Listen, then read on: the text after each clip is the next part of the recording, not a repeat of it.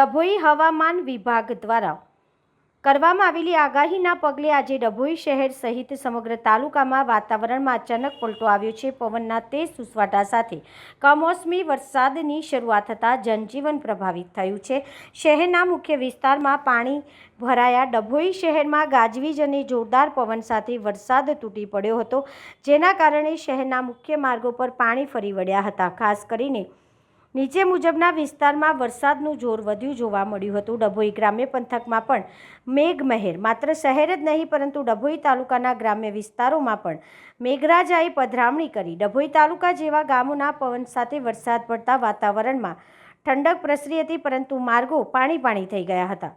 ખેડૂતોના જીવ અદ્ધર છે। પાકને નુકસાનની ભીતિ આ કમોસમી વરસાદે જગતના તાતની ચિંતામાં ધરખમ વધારો કર્યો છે। હાલ ખેતરોમાં મકાઈ, મગ અને ઉનાળુ પાક તૈયાર થવાની તૈયારીમાં છે, ત્યારે અચાનક આવેલા આ વરસાદના કારણે પાકને મોટા પાયે નુકસાન થવાની ભીતિ સેવાઈ રહી છે। ખેડૂતોમાં હવે આર્થિક નુકસાનનો ડર વ્યાપી ગયો છે।